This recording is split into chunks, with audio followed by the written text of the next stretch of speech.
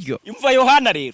Yohana kuko yararenze ubwoko amoko y'abantu amoko bavuga abantu baraka. Kuko yararenze kureba amoko.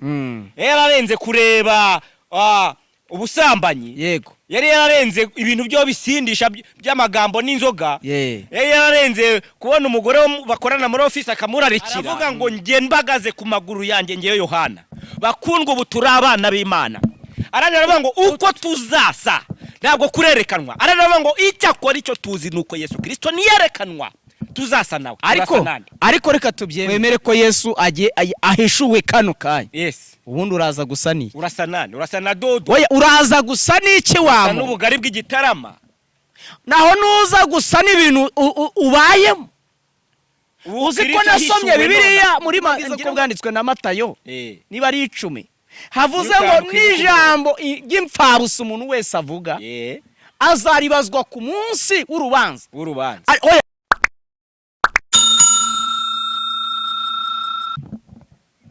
Twongeye kubasuhuza bakunzi bashaka Imana TV. Amahoro y'umwami Yesu nabane namwe. Tuje tubifuriza amahoro n'umugisha biva ku mwami wacu Yesu Kristo. Abaherereye hano iwacu mu gihugu cy'u Rwanda, dusuhuje abo muri Afrika bose aho mugiye muherereye, abari ku mugabane w'Uburayi, abari ku mugabane wa Amerika, abari ku mugabane wa Aziya. Mwese mudukurikirana kandi mudukunda, natwe turabakunda cyane. Imana y'amahoro iguha umugisha. Ndagira ngo rero tuze gusenga noneho kugira ngo turusheho gusangiza abakunzi bashaka Imana TV ubutumwa bwiza bw'uyu munsi. Bamaze kutumenyera ngire ngo hari abantu bamaze kutumenyera. Turabakunda kandi. Yego. Kandi mba mbona amavuta y'Imana. Yego. Ari kugenda agira ibyo akora ku buzima bw'abantu. Amen. Buriya. Yego. Yesu hari umuremyi aremye ngo uwo mwami ni mwiza yitwa igitangaza yitwa umuziranenge. Emmanuel Imana iri kumwe natwe ari hewe ari mu mutima. Ramba baranarwaye gripe. Yego. Muri kuvugirana ariko nayango mbumvishe ngo uyu mwami twakurikiye. Ariko tuzizi ko tuzaba bahanze. Uyu mwami twakurikiye. Utaranyakira ngo tugire ibintu tubwira abantu. Reka tubabwire ngo aragufata akagufureba mu mbeho. Nukuri. Mukaga no mu makuba aza mbere y'abandi. Hari wavuze ngo hari umwanditsi wavuze ngo hahirwa umuntu ufite Imana ya Yakobo h'umutabazi uzamurengera mu makuba. Ariko uziko iyi Imana mukaga no mu makuba niyiza mbere y'abandi. Niko ujye ubona polisi yo habaye impanuka iza yihuta cyane. Nayo igihagera Imana yahabanje. Iseruka kare intwari iri kumwunga ivuga ati ntabwo igihe cyo gupfa wenda kiragera. Oya no kuvuga ngo itanga icyomoro cyihuse. Icyomoro cya mbere ku buzima bw'abantu. Erega itangwa n'uwiteka. Erega Uwiteka niwe Musamariya mukuru tugira. Musamariya mukuru. Gutabarira bugufi. Ikibazo dufite ariko uyu munsi dufite Abarewi n'abatambyi batari beza. Bakikira bakikira turabafite ni bahatari. Barakikira we. Barakikira. Ariko reka nangarize nga abantu bameze nk'Abarewi bagera ku bantu bagakira. Tunabwira abantu Abarewi bakikiyeho. Bari bazi ko batabara ndibabatabara. Pole sana. Uzabarewi dufite muri iki gihugu. Uzagera ahantu imanuka ikiba urebe. Abarewi babanza kwifotorera. Bateyongaho kamera we. Waje kureba kugira ngo batwike ng'imbuga. Nk'abantu kureba umuntu ikibazo yifite. Abantu bose ngo babaye barutwitse. Bizagenda bitera. Ndabona bitoroshye. Reka tubwire abantu. Nubwo tuba tubivuga tuba tunababaye. Birababaje. Uzi kubura umukirisitu mu itorero ryawe runaka. Wenda ugiye gukora ubukwe uri umukene cyane. Wari uzi ko itorero nyine ubwo mvuze itorero n'abakristo baririmo. Yego. Bari buguhe support. Bagakikira harimo n'umuyobozi wabo. Kajya usanga ukwe bwawe umeze nkaho nta butanazwi kuri uwo mudugudu. Umuntu aherutse kuza kundeba ngo musengere. Ariko yarababaye cyane. Amubwira ni rero ahantu runaka ejo bazaterana. None ndakwinginze wowe mwandikira n'agapapuro ndavuga imibabaro, twandika agapapuro tuvuga ibibazo afite. Ndavuga ntuzagende n'ahantu hari iteraniro rigari. Uzagenda uhengere umuyobozi. Urumva uyoboye gahunda cyagiye bageze mu mavuta cyane bacanye nyine umwuka wera yamanutse. Ukamuhe noneho rwose ni warangiza uze kureba ko hari icyo bagufasha, wenda bazanaguhe na tiki zakugeza kuri famiye y'iwanyu kuko Kigali byanze. Nta n'uwashatse kugasoma, nta n'igisubizo, yarambwiye ati wapi, yagarutse ubwo yavuye mu iteraniro ahita agaruka iwanjye muri cyo mubwira ndamunyane pole sana. Reka tubwire n'aba barewi n'aba batambyi, yego nabo bisubireho pe, bisubireho bikubita agashyi be kurya intama, aya barazijya baziririye mu rwego nibareke kurya intama, baracikiye papa, bajye babona ubabaye bakore muri dukeya duhari. Reka tubwire abantu bameze nk'uyu muntu wamanutse ava i Yerusalemu akagwa mu gico cy'abambuzi. Rega hari abantu bagwe mu gico cy'abambuzi, iyi si ifite ubwambuzi, yatwambuye ibyishimo n'umunezero cyane rwose, itwambura ibyo twifuza kugeraho kandi dukwiriye, ariko n'umutabazi. Rero reka dukomeze kugira ngo turusheho kuganira ijambo ry'Imana. Murakoze cyane. Ndagira ngo udusengere kuri Shaka Imana TV, hama tujye twakinjira mu ijambo ry'Imana nubwo twabanje gutaramira abantu. Imana iguha umugisha. Nabyo biba bikenewe. Yego yego. Murakoze cyane. Amen. Reka dusenge Imana, twubaha Imana. Uri Imana, hejuru y'ubwami bwawe nta bundi buhari. Ntabwo. Kandi hejuru y'imbaraga ufite nta zindi ziriyo. Hejuru yo gutabara utabara nta wundi utabara nkawe. Niyo mpamvu umugaragu yavuze ngo nta yera nk'Imana yacu. Kandi hejuru y'ibyiza ukora nta wundi ubitanga, nta wundi ba, hejuru y'agakiza uha abantu bawe nta wundi waza ngo atanga agakiza kari hejuru y'akawe, urera hejuru yo gukiza indwara ukiza nta wundi waza ngo avuye ngo ni urware, hejuru yo gukomera kwawe nta yindi Mana iriyo, nayihari. Turagushimiye ko duteranirije kuri kamera za Shaka Imana TV, ngiye n'umugaragu wawe Patrick, tugiye kubwira abantu ijambo ryawe. Ureke ijambo ryawe rigiraho rivana abantu bawe natwe turimo, kandi risa n'imitima risenyutse ni mu izina rya Yesu. Amen. Reka dusome ijambo dusanga mu gitabo cya Yohana wa mbere, n'urwandiko rwa Yohana, Kristo ku rwandiko rwa mbere rwa Yohana, no ibice 3 n'umurongo waho wa 2 n'uwa 3. Yego. Hari ijambo rivuze ngo bakundwa ubu turi abana b'Imana, ariko uko tuzamera ndikurerekanwa. Yego. Icyakora icyo tuzi, ndafashijwe, icyo tuzi nuko Yesu niyerekanwa, tuzasa nawe kuko tuzamureba uko ari. 3 waravuze ngo kandi ufite ibyo byiringiro muri we yiboneza nk'ukabone uwo aboneye, yiboneza cyangwa yiboneze nk'uko uwo aboneye, yiboneze nk'uko waboneye. Imana ishimwe. Reka tuganire ijambo riravuze ngo bakundwa turi abana b'Imana, ariko uko tuzasa, ni ukuvuga ngo Yohana avuze kuri abakundwa, ku bantu bakunzwe n'Imana. Ikibazo mfite uyu munsi, we uri nawe wahamya ngo bakundwa ubu ndi umwana w'Imana?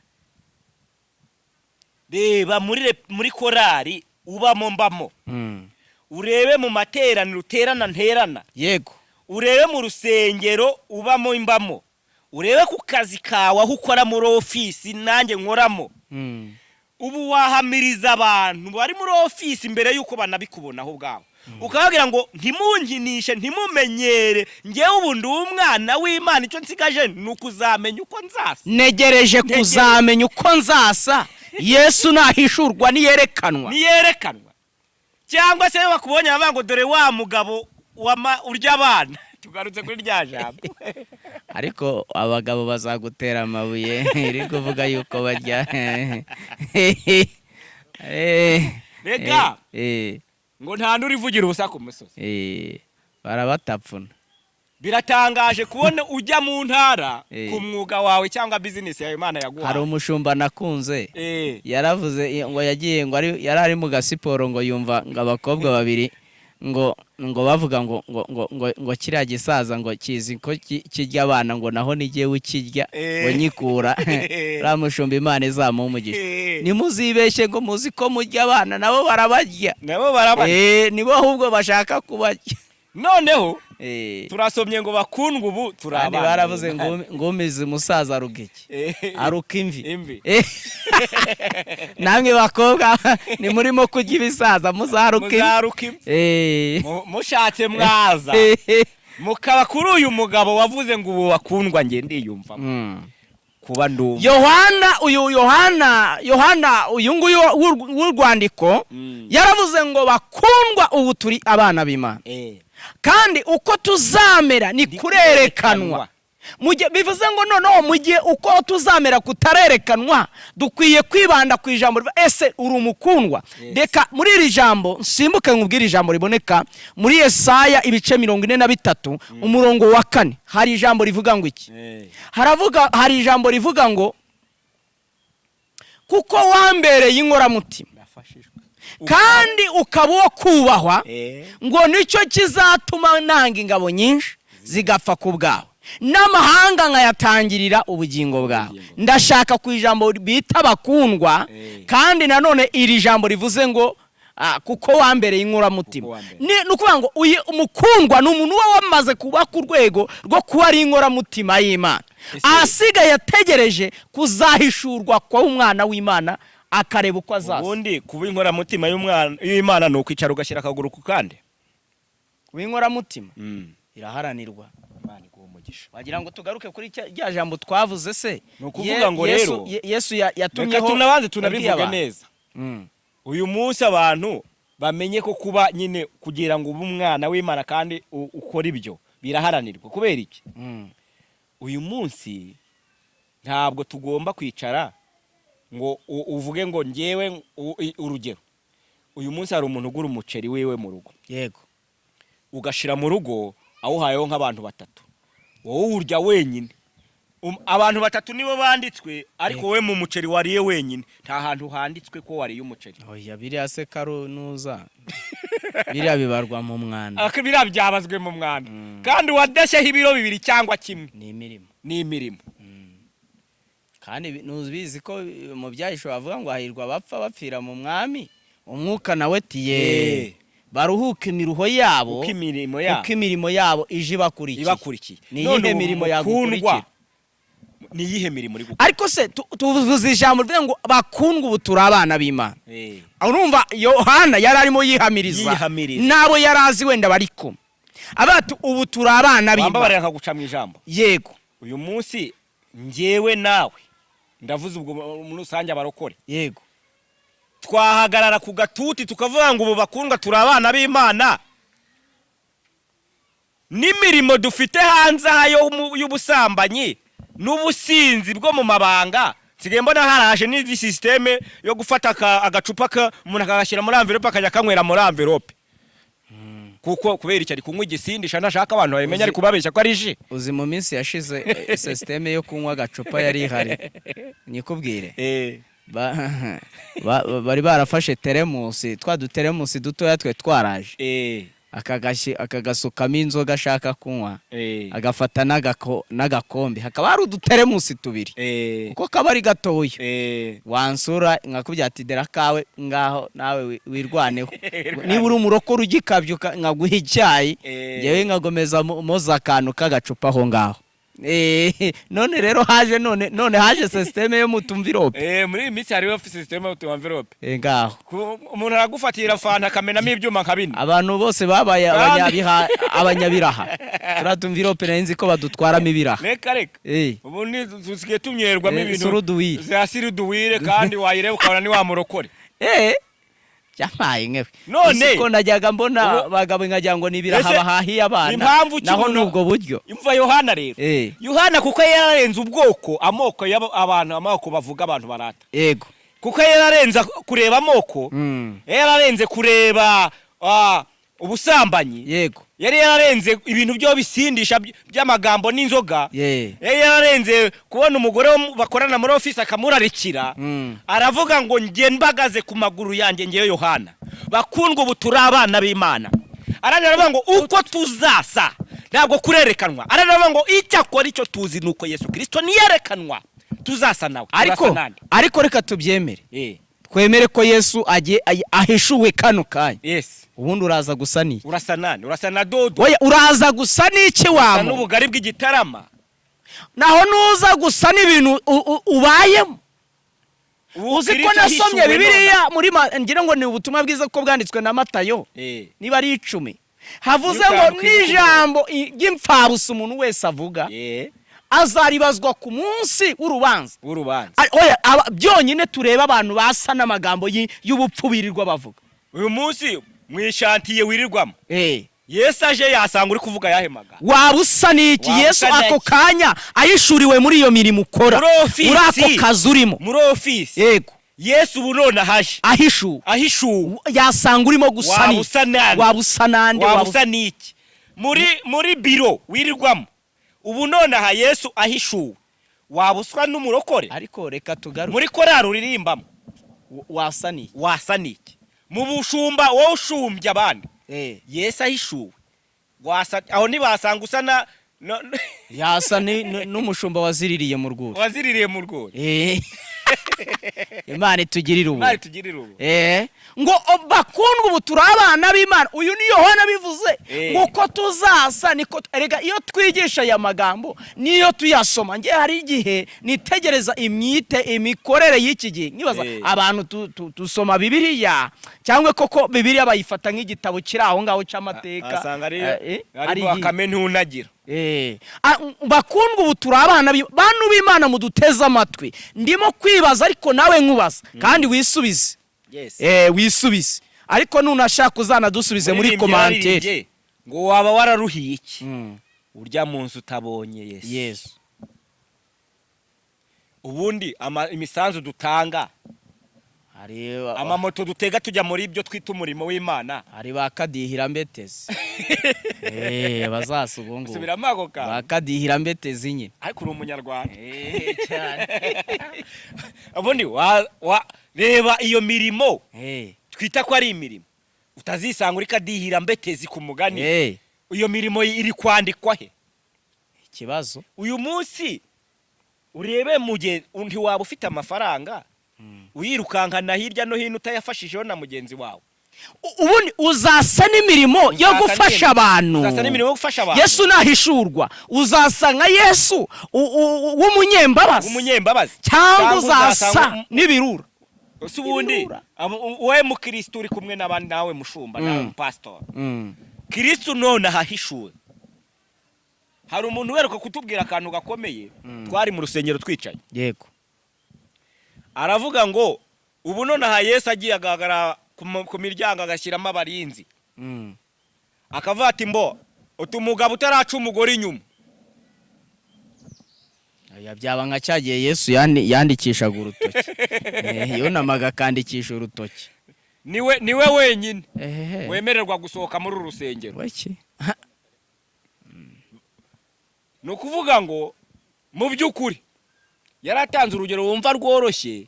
Erega ariko bitavuze ngo abagabo bose koko bari gufatwa n'icyo kimenyetso, ariko byari kuba ikibazo niyo baba vendi kandi mwicaye mu nzu y'Imana. Ariko aho ya testeri y'Imana imanutse. N'utarabikoze ashaka kuba ati narabitekereje. Wabona nanjye bigize gute? Yingozeho.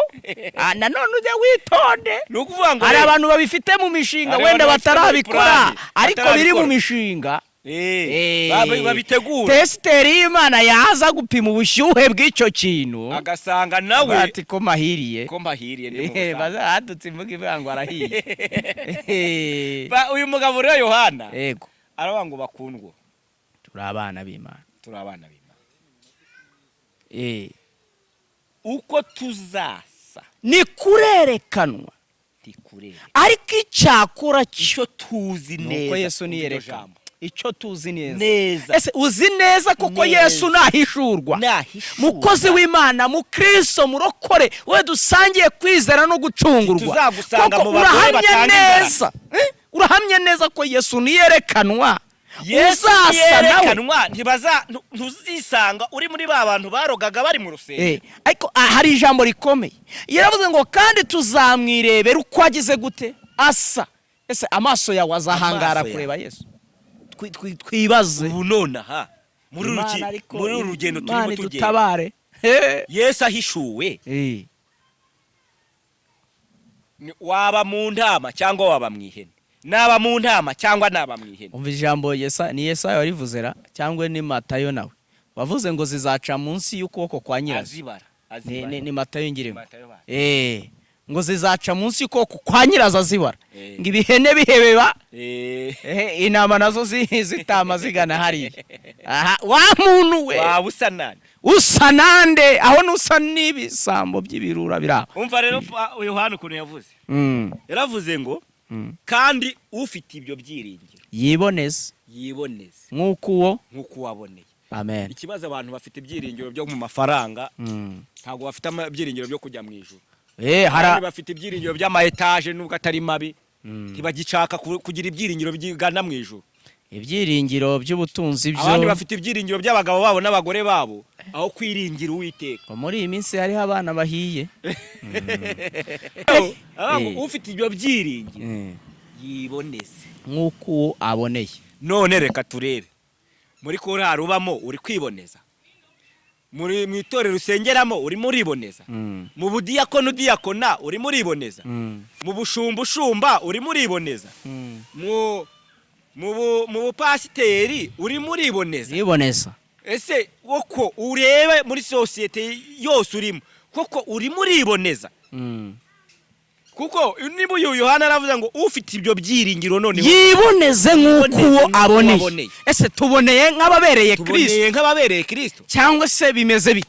Isuzume nanjye nisuzume, turaboneye nk'ababonereye Kristo? Hari nabo usanga bavuga ngo Kristo yatinze kuza ngo ngiye kubivamo. Yatinze kuza ubundi we wagurije Imana. Uzi ijambo nasomye ivuga ngo hazabona ishyano abihutisha umunsi w'Uwiteka. Yes.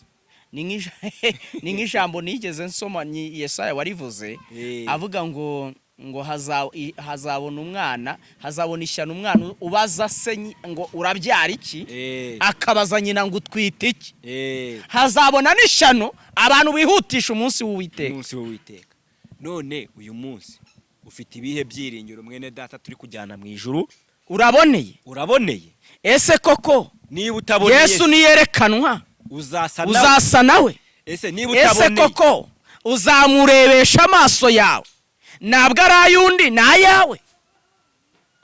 Reka tubwire abantu batwumva tuve mu kivunge.